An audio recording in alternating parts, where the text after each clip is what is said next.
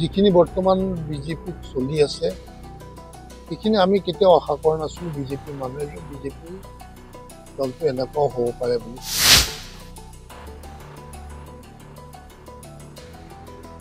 মিডিয়াৰ থ্ৰুদি গম পাইছোঁ যে মিডিয়াই বৰ ইমান নিষ্ঠুৰভাৱে বা কঠোৰভাৱে সমালোচনা কৰিছে এটা ৰাজনৈতিক দলক, আৰু সেইটো আমাৰ কাৰণে সঁচাকৈ অলপ চিন্তাৰ বিষয়। কিন্তু বিজেপিটো ইমান তলখাপৰ বা সমালোচনাৰ সন্মুখীন হ'ব লগা এটা ৰাজনৈতিক দল নাছিলে।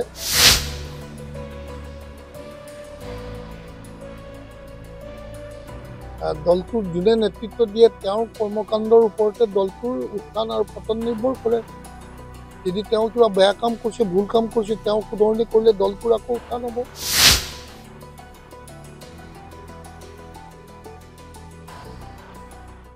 মই চাওক, একেবাৰে সন্তুষ্ট নহওঁ।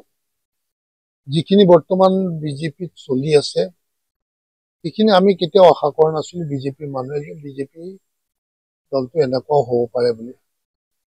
কিন্তু আপোনালোকৰ পৰাহে দেখিছোঁ দেই যে আজি মিডিয়াৰ থ্ৰুদি গম পাইছোঁ যে মিডিয়াই বৰ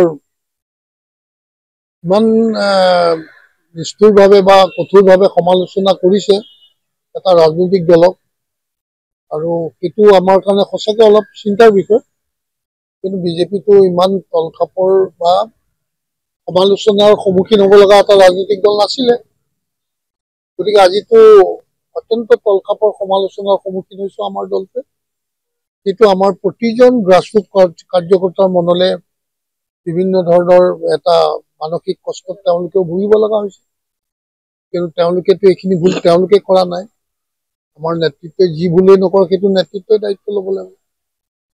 যি নহওক, এইচব অসমৰ ৰাইজে নিৰীক্ষণ কৰি আছে আৰু বিচাৰোঁ যে আমাৰ দলটো পৰিৱৰ্তন আহক, ভাল হওক, সংস্কাৰমুখী হওক, আৰু যিটো সংস্কাৰ আমাৰ আছিল ভাৰতীয় জনতা পাৰ্টি, সেই সংস্কাৰৰ মাজতে আবদ্ধ থাকি দলটোক আগুৱাই নিলে ভাল।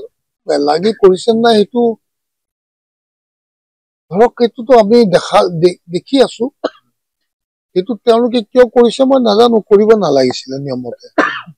দল বুলিলে দলৰ প্ৰতিটো কাৰ্যকৰ্তাৰে এটা মূল্য থাকিব লাগে, থকাটো উচিত, বা আদৰ মৰমটো পাব লাগে, বা গুৰুত্বখিনি পাব লাগে, বা আমন্ত্ৰিত হ'ব লাগে যিকোনো দলীয় কাৰ্যক্ৰমৰ কাৰণে। কিন্তু সেইখিনি নহ'ব যেতিয়া, নকৰিব যেতিয়া, তেতিয়া দলীয় কাৰ্যকৰ্তা ক্ষোভিত হোৱাটো স্বাভাৱিক। আৰু সেইটো কৰিলে যে দলটো ক্ষতি হ'ব সেইটো নেতৃত্বই বুজি পাব লাগে। সেইটোতো মই বহুত আগৰ পৰাই চিঞৰি আছো, এতিয়াও কৈছো যে নেতৃত্বই সেইটো চিন্তাধাৰাৰ চিন্তা কৰি পেলাই তাক শুধৰণি কৰিব লাগিছিল। কিয় কৰা নাই মই নাজানো। এইটো দলটোক আৰু এটা ব্যক্তিগত সম্পত্তি নহয়। দলটোৰ যোনে নেতৃত্ব দিয়ে তেওঁৰ কৰ্মকাণ্ডৰ ওপৰতে দলটোৰ উত্থান আৰু পতন নিৰ্ভৰ কৰে। যদি তেওঁ কিবা বেয়া কাম কৰিছে, ভুল কাম কৰিছে, তেওঁ শুধৰণি কৰিলে দলটোৰ আকৌ উত্থান হ'ব। আৰু যদি নকৰে, আগুৰ গুজকে ধৰে, একেটা কাম ভুলকে কৰি থাকে, তেতিয়াহ'লে পতন হ'ব। আৰু দলটো পতন উত্থান যদি তেওঁৰ বিচাৰ্য বিষয় নহয়, তেতিয়াহ'লেতো আমি তপনি কৰি পেলাই একো লাভ নহ'ব, নহয় জানো? গতিকে এইটো সকলো এটা এজন ব্যক্তিৰ নিজস্ব ব্যক্তিগত চিন্তাধাৰাৰ মাধ্যমেৰে, সংস্কাৰমুখী চিন্তাধাৰাৰ মাধ্যমেৰে গ'লেই চব বস্তুৱেই ভাল দেখা পোৱা যাব। আৰু যদি মই সংস্কাৰমুখী চিন্তাধাৰা নাযাওঁ আৰু চিন্তা নকৰোঁ, মই যি চিন্তা কৰিছোঁ সেয়ে শুদ্ধ, সেয়ে ভাল, তেতিয়াহ'লে বাৰ ভুলেই হৈ থাকিব, পৰিণাম বেয়াই পাব।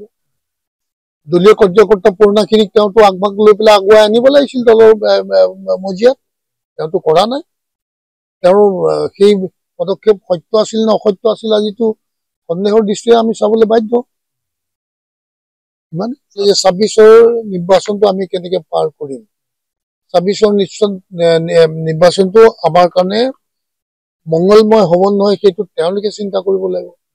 কিন্তু মিডিয়াত যে আমি যিটো দেখা পাইছো, তো কোনো ক্ষেত্ৰতে আমাৰ দলটোৰ ভালটো শুনিবলৈ নাপাওঁ। দিনটোত 10 বাৰ আমি দলৰ সমালোচনাই শুনো, আৰু অতি নিম্ন খাপৰ সমালোচনা শুনো। সেইটোত আমি আঘাত পাওঁ। দলীয় কাৰ্যকৰ্তা হিচাপে সদায় দলৰ পক্ষতে থাকিম। তেতিয়া মই কোৱা কথাখিনি তেওঁলোকে বেয়া পাব, মই দলৰ বিৰুদ্ধে কৈছো বুলি ক'ব, কিন্তু মই দলটো ভালৰ কাৰণে কৈছো।